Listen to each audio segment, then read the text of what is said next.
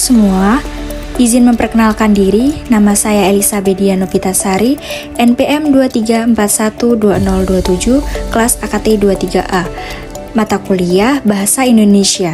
Di sini, saya akan meresensi buku non-fiksi, yaitu novel yang berjudul Di Tanah Lada, karya Ziggy Z. Identitas buku, judul Di Tanah Lada, penulis Ziggy Z, penerbit Buku Kompas, tahun terbit, cetakan pertama Agustus 2015, cetakan kedua atau sampul baru Maret 2021, cetakan ketiga Oktober 2021, dan cetakan keempat Januari 2022. Tebal halaman 245 halaman, ukuran buku 20 x 13,5 cm. Pendahuluan. Bagaimana sebenarnya pandangan dari seorang anak kecil tentang dunia ini?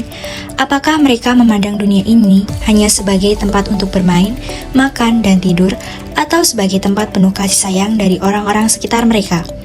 Mungkin akan banyak anak-anak yang berpikir seperti itu, namun berbeda dengan Salva atau yang biasa dipanggil dengan Ava. Ava tidak seperti anak-anak pada umumnya yang membawa mainan dalam ransel mereka ketika berpergian atau membawa boneka dalam pelukannya saat ingin tidur. Tetapi, ia akan membawa kamus bahasa Indonesia kesayangannya kemanapun ia akan pergi. Kamus itu ia dapatkan sebagai kado ulang tahun ketiga dari kakek Kia yang selalu mengajarkan banyak hal kepada Ava. Sehingga, semenjak kepergian kakek Kia untuk selama-lamanya, Ava hanya dapat mengandalkan kamus tersebut untuk lebih mengenal dunia yang belum bisa ia mengerti ini. P bukan hanya sekedar satu huruf bagi Ava, tetapi juga nama dari seorang anak laki-laki yang ia temui semenjak pindah ke Rusunero. P lah yang membantu Ava mengenal siklus menghadapi dunia yang menurutnya kejam ini, selain dari kamus kesayangannya. Ava dan P tidak seberuntung anak-anak lainnya yang merasakan kasih sayang penuh dari kedua orang tuanya. Mungkin hal ini yang membuat mereka mudah akrab satu sama lain dan memutuskan untuk berpetualang bersama-sama.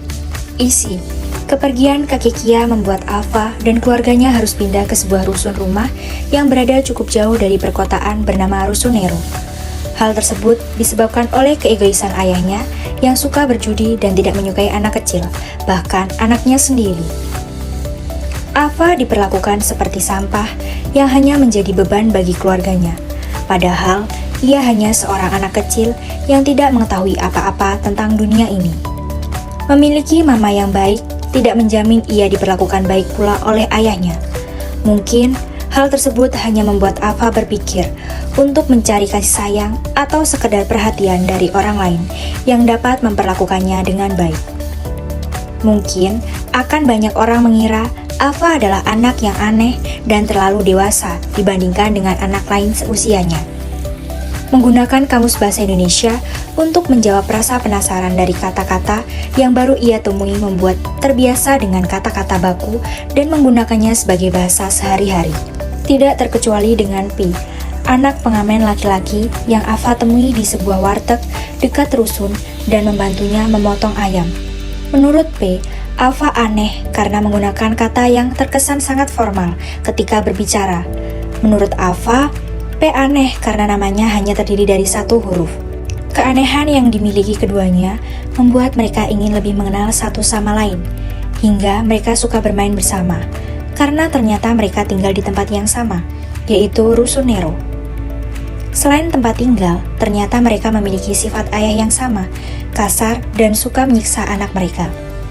Jika mereka tidak diinginkan di sini, bukankah lebih baik untuk pergi ke tempat yang dapat menerima mereka dengan baik? Tempat yang jauh dari para ayah, atau mungkin juga para ibu. Kemana saja, asal mereka dapat diperlakukan dengan baik. Ava pernah datang ke sebuah tempat di mana di sana tidak ada kata-kata umpatan dilayangkan untuknya dan tidak ada siksaan yang ia dapatkan di sana. Hanya ketenangan dan rasa kasih sayang yang ia rasakan. Tempat itu bernama Tanah Lada. P yang pada awalnya tidak tertarik dengan tempat itu karena menganggap semua tempat sama saja. Mulai lelah dengan perlakuan ayahnya, mulai tertarik dan memutuskan untuk pergi ke tempat yang Ava selalu bangga-banggakan tersebut. Dari situlah, P Petualangan mereka untuk mencari tempat yang akan memberikan ketenangan dan kasih sayang itu dimulai. Kelebihan novel di Tanah Lada. Yang pertama, memiliki pesan moral yang bisa dipetik. Novel yang ditulis oleh Ziggy Z ini memiliki kelebihan yang terletak pada pesan moral yang ada di dalam cerita yang bisa kita petik. Beberapa pesan moral yang bisa diambil seperti jangan melakukan kekerasan kepada anak dan istri karena bisa membuat keharmonisan keluarga berkurang. Selain itu, kita akan belajar bahwa kasih sayang kepada anak penting untuk diberikan. Yang kedua, sudut pandang tokoh utama. Salah satunya adalah novel di Tanah Lada.